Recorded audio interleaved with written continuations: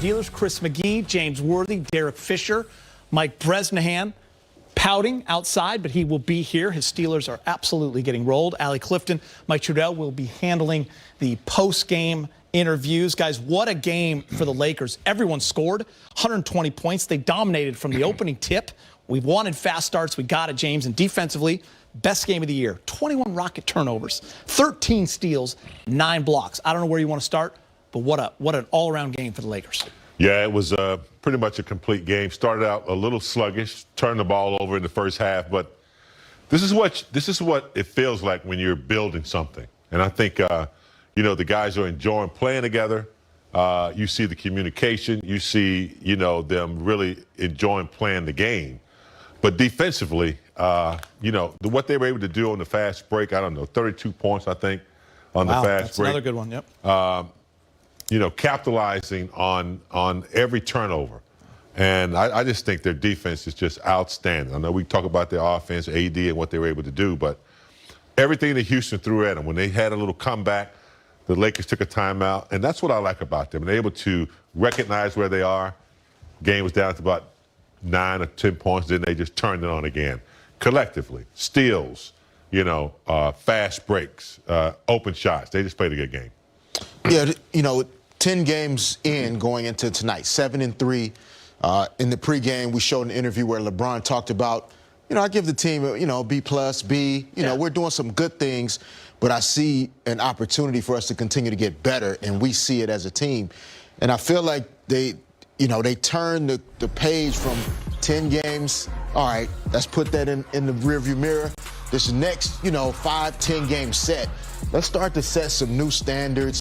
Let's create some new habits. Let's start to raise our level of engagement and really start to put our stamp on what kind of team we can be this season. I like the way you said that, level of engagement. They were off to some slow starts, kind of waiting to the fourth quarter to flip the switch. People questioning the defense a little bit in the shot blocking. They completely changed the narrative tonight. 27 points on just 12 shots for AD. He's speaking with Mike Trudell. He's not there yet. We'll go there in a second. 54 bench points, James. That's always been a nice asset for the Lakers. They started last year, the bench came in and produced. And this year, I think, when the starting 5 goes out, they're not really missing anything. In fact, when that second group comes in, things go upward with Montrez going in the paint, shooter, Kuz is hitting big shots. I just really think their bench is second to none. And, they're kind of compatible to a starting team when they put them in there. Fish, I'm going to jump in because he is ready now. 27 points on just 12 shots for AD. He's speaking with Mike Trudell. All right, Anthony Davis. So the last time we heard from you after the Spurs game, you voiced your displeasure about the defensive effort overall and said that you wanted more. Obviously, you didn't get a chance to play in the Bulls game, but it seemed like you really had that going early in this one, AD. Was that important to you to set that tone and try to use leadership in that fashion? Obviously. We got to be able to be a team who leads defensively. Tonight we made shots, but, every night we're not going to be able to make shots. We can't control that. And, like I said over and over, what we can't control is how we play defense, our energy and effort, and that's what we want to do tonight. I came out with emphasis of being aggressive on the defensive end, and it kind of trickled down to everybody, getting blocks. Taylor had 4 steals tonight. Trez had some blocks, Bron. So everybody, was just on point defensively. Our communication was at a high level, and Coach came in at halftime and told us that our defensive effort was off the charts tonight. Holding the team like that, I think they had 46 points at the half. A team who could score. And, we were just flying around and being who we are and seeing who we can be defensively. Yeah, 13 steals and 8 blocks, and you mentioned it. It started early with you coming in and protecting the rim. On the other side of the floor, AD, you guys also seem to have taken a step up in efficiency. What are you seeing offensively, and how much can that continue to feed off what you're doing on defense? Yeah, we're constantly learning each other. There's not that much practice time, so we're practicing in games. Trying to figure out how we can play with each other, and we figured it out a little bit tonight. Dennis did for sure getting to his spots, making the reads. Myself, being able to make some free throws tonight where I've been pretty terrible at the line. you know, and finding my spots, Bron, Kuz, Mark, you know, Trez, you know, everybody's been tailing. KCP first game back. You know, guys are just finding their rhythm and getting it back going. So it was good to see the ball go through the rim for sure tonight, and we just got to keep it going. You know, knowing that this team is a team who can score, you know, at a high level and very quickly. So it's going to be a tough one Tuesday as well.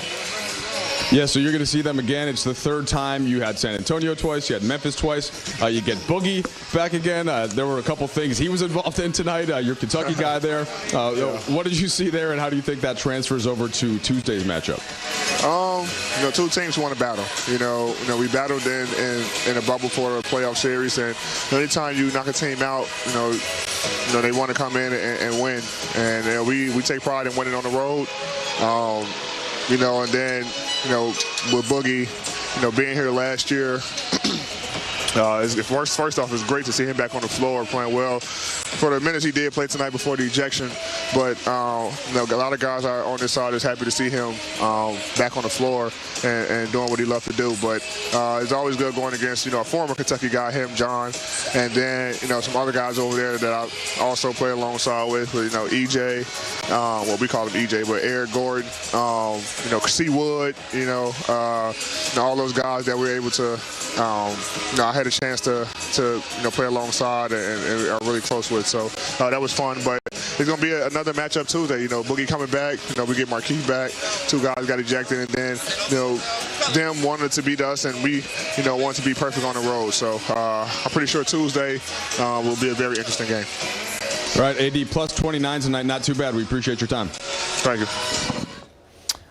Christian Wood for Fish, I want to start with you because you're a coach, now a GM of the Sparks. What is it you're learning from the NBA as they're trying to navigate this new normal? Because the reality is they're trying to play an entire NBA season, or 72 games, if you will, not inside of a bubble. Yeah, I mean, this was hard to do and experience inside of a bubble. From our experience with the Sparks, you know, we had a couple of inconclusive tests situations, players having to miss a game. One of our assistant coaches on a playoff game received an inconclusive, and right before the game tipped off, she was able to get confirmed that she was negative and walk into the arena in the first quarter.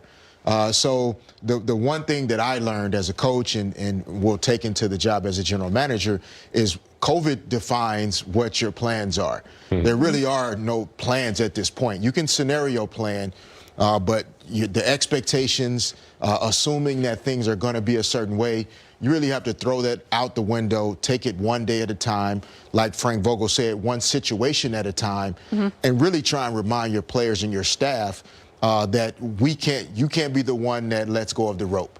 You have a responsibility to the organization, to the team, and everyone to do the right thing when it comes to COVID protocols. We often say just be professional.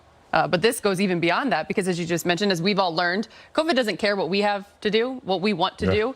It's going to do what it does. And big game, the other factor of this, Fish and I were just talking moments ago about it, there's the next level, the next layer to all of this of trying to keep the season going, but then also balancing, you know, you just saw it with Philly yesterday. You know, they're playing with a limited number of players, I think 6 or 7 guys, and they fall in their game, but the NBA wants it to continue because of balance. You know, they don't want to have to make up all these games in the second half of the season. So there's a lot that they're balancing right now.